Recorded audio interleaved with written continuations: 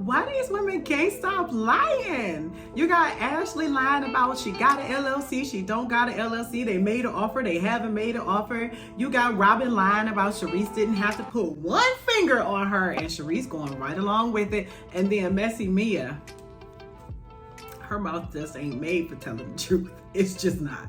She sat up there and lied and said that Chris was staring at her. He wasn't.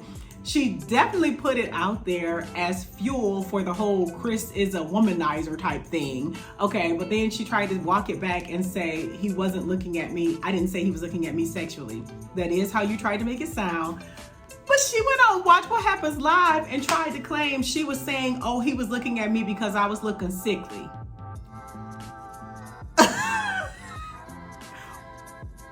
What is wrong with her? And then I felt so bad for Andy, because on that episode, she was like playing games. She didn't seem to understand any of the concepts. Like, she couldn't give people roses and thorns. She couldn't say a positive and a negative. Like, it was just making no sense at all. And I was just thinking like, yeah, I don't know. Anyways, lots of lying in this group, lots of deceiving, lots of trickery and sabotage and plotting and planning and all of that. And that's why we watch it and enjoy it. So anyways, let's get into the episode.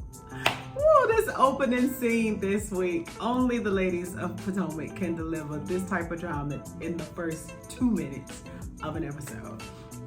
So anyways, this first scene where Candace spills the beans about Michael paying an escort to give the escort that work. I had a few things that really bothered me. One, how happy Ashley was to be trying to tell everybody about Chris's behavior that she done made up. So my thoughts are, one, y'all introduced us to this Deb girl or whoever Ashley's friend is so that Ashley could plant her and bring her to the spring event so that they could go ahead and carry out this plot. I think that's pretty evident. So we should all be in agreement with that, right? Like, that's the only reason we met this person. Because Ashley ain't had no friends before. But all of a sudden, this season, she's got this friend who Chris happens to flirt with. Girl, bye, stop it. So that was obviously a plan. Obviously a plan from the beginning. But the way Ashley took so much joy in doing this was kind of freaky. It was kind of scary. And now I understand why her and Michael are such a good match. But here's my other thing that it made me think about is Ashley is dumb, but she ain't dumb.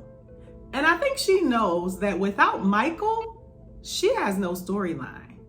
Without creepy, nasty, booty grabbing Michael, nobody cares what Ashley is doing. Nobody cares about her having 2 little kids. I don't think us, like the black folks, I don't think we like her TikTok dancer, or maybe it's just me, because they are very soulless, but that's just my personal opinion. Not a fan.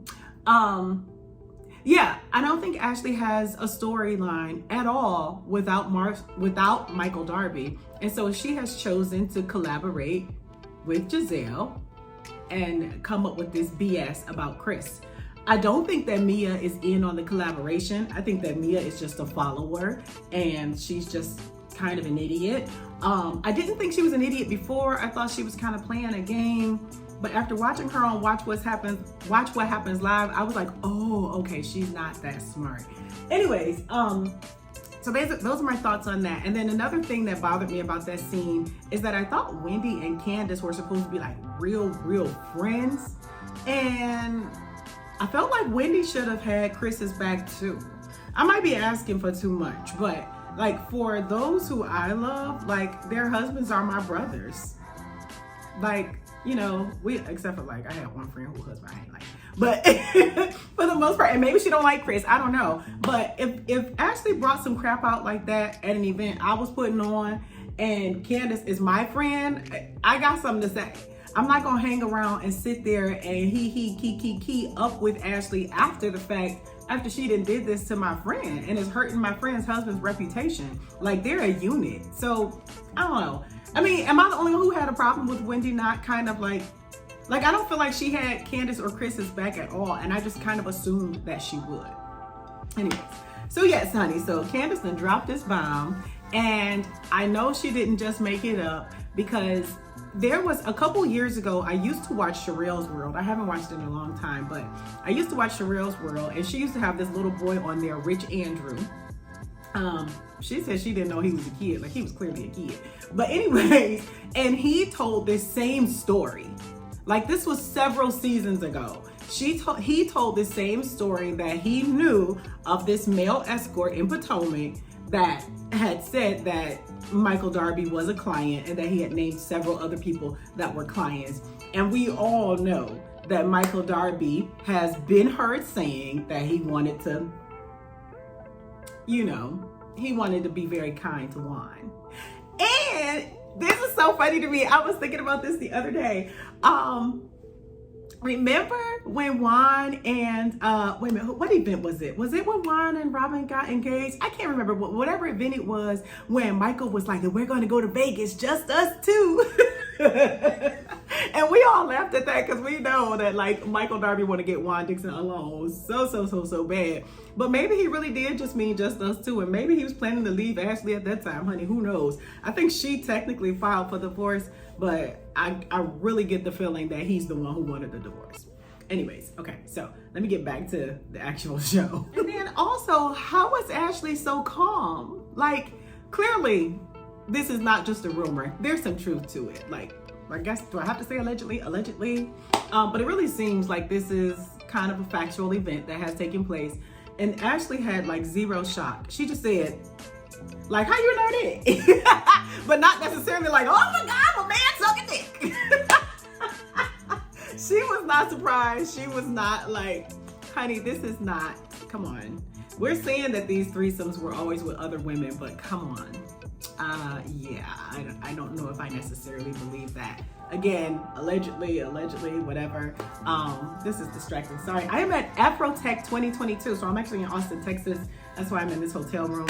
Anyways, I have been back and forth across from Detroit to California like 3 times in the last couple of months, and then now I'm here in Texas and I'm tired, and that's why y'all didn't get videos, and then I got sick, and anyways, whatever. Anyways, back to the story. So yeah, Ashley is just like very, very calm, and the pendulum always swings the other way, and I appreciate it. And I was Team Candace when she like, no, because we don't suck dicks over here. She's like, because Chris is not sucking dick. And I'm standing by Candace and saying, that Ashley is really just horrible at this point. So she tells Wendy that the reason she wanted to do this is she really wanted to bring it up in front of Giselle, because at Candace's house, in the privacy of Candace's home, while she's trying to connect with you, Candace was all like, oh, Giselle is lying and she's accusing Chris of this and this. And I just thought that maybe Chris needs to stop being so friendly and maybe he's just too flirty. Okay, but if y'all supposed to be cool and you're supposed to be a grown adult woman and you're supposed to be halfway decent, why wouldn't you still have contacted Candace and say, Candace, there might be some truth to what Giselle is saying?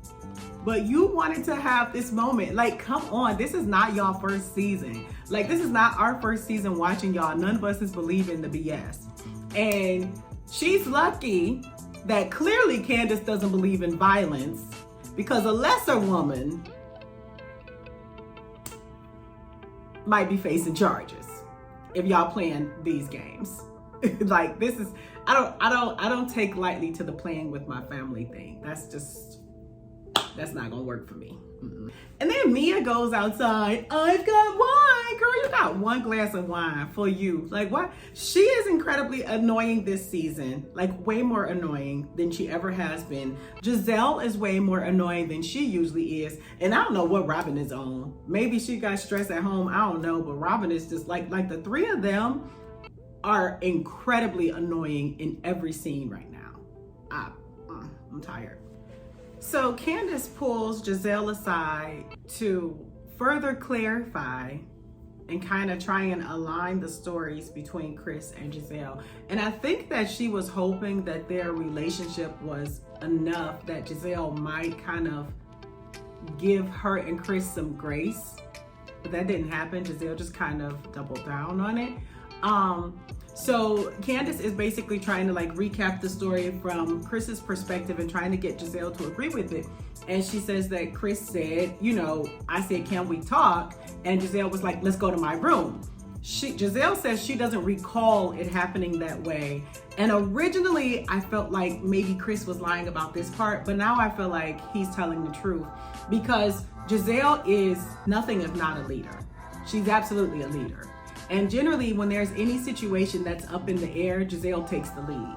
So case in point, Robyn's whack little family day, Robyn wasn't organizing things. So Giselle is like, okay, well, you do this, you do that. We on this team, you do that team. So I could, and we've seen this 1,000 times with Giselle, and it's not a negative characteristic at all.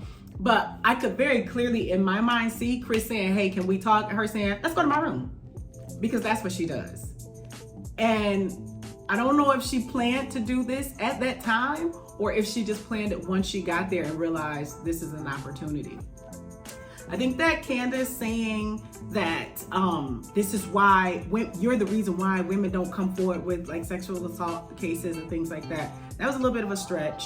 But I do believe very wholeheartedly that every time a woman lies or exaggerates or attempts to deceive and unnecessarily implicate someone in a crime of that nature, I do believe that it is very, very damaging to women who truly experience these things. So I understand where Candace is coming from, but I felt like I couldn't put all of that on Giselle for this particular situation. Candace asked Giselle, do you believe he had male intent? And Giselle said, I don't know. All I know is I didn't want to be alone in the room with that man. Giselle is not dumb. Like, she knew not to answer that question, because if she answered that question and said no, then all of this is done. Chris has received the message loud and clear, and there's no reason to continue this nonsense. So she refused to answer the question and said, I don't know. Yes, you do know. Yes, you do know. So then we see Ashley going to meet with this attorney to discuss the divorce. I don't care about Ashley and her divorce from Michael. I'm just like really annoyed with her. I didn't like what she did at the burn session, which was stupid anyways. But as she's talking to this attorney, in her green screen or confessional, she mentions how she realizes that she's stalling. And I do believe she's stalling. That's why it's a divorce, not a divorce, buying a house together and all of that. Because again, her value to the show without Michael is nil. So she's definitely trying to keep this little marriage thing going. And it was funny to me too. I didn't get to talk to y'all last week, but how she told, I forget who it was, I think it was like her PR person, or maybe it was the little Deb girl, that she told how she was kind of sad that he was getting a vasectomy and all of this kind of stuff. And then last week she talking about, I don't care. Girl, yes you do. Yes, you do. Because you was going to try and keep on having babies to try and keep it interesting in the storyline. Nobody cares. So the ladies, Giselle, Robyn, and Ashley are shopping in the store. And Giselle just broad daylight in the middle of the store, loud as heck, says that Michael Darby was S&D. I'm just like, is it me or is that kind of tacky? Like, y'all real loud in this public place talking about this, and Ashley just standing there smiling, looking dumb. And she says, well, I don't believe it, but I don't care. You do believe it. You know it to be true, and you do care. Like, please stop pretending. Anyways, so they talk about Chris's tweets, and so he been online nutting up, feeling like he needs to defend himself, which I completely understand. It's one thing when the men get into the women's stuff and they need to mind their business, but you all are actually pulling him in and making him a story. So I completely understand him having something to say about it online. But Giselle want to act like she's so offended and so upset, and she's literally saying if he came in, she would be like, F Chris. Giselle, no matter how dramatic you make it right now, I think most of us don't believe that Chris tried to do anything to disrespect you in any way. And I think that this is just nasty. It's so tacky and so distasteful, and I just really hate that y'all are running with this. I do. And then, of course, Robyn mentions that Candace had told her this thing about the escort years ago. Like I said, that boy, Rich Andrew, talked about it at least 2-3 years or so ago. So this is not something new, and I'm sure the rumor has probably been all around Potomac. So the ladies drive out to this house that Mia has rented in Miami, and they're already complaining in the car about it's not enough rooms. But here's the thing, if it's 9 of y'all, do y'all really be expecting to get a 9-bedroom mansion? Like, no. And then if it's 2 houses, y'all gonna complain that one is not as good as the other. So like, I don't know why every season, every cast, every show has to do this complaining about the rooms when they travel. It's just real childish and bratty to me. But anyways, so when they get there, they're getting ready to have dinner, and the chef is explaining, I'm trying to catch the lights, so I'm moving around, y'all. These lights in this hotel room are so dumb and so dim. Anyways, the chef is explaining what's on the menu, and he spoke a little bit flirtatiously with Mia, and Mia's friend Jackie says, do you want him on your plate? I know that Jackie and Mia are not cool like today in real life based on what's happening on social media, but I really want to know why production left that audio in. Like, there's definitely something to that Jackie knows and Jackie was hinting to, and Mia tried to like reclaim it and was like, no, I'm celebrating my 10-year anniversary. Mark my words, something gonna come up about that type of behavior, I think, between the two of them. That's all I got. I hope you enjoyed the episode as much as I did. Please leave some comments down below. Let me know what you think of my commentary. Potomac is good, and people who are not watching this particular franchise are truly missing out, because it's horrible, but it's so good. And it's really my favorite. Potomac and Married to Medicine are both my jams. Anyways, thanks so much for watching. Bye.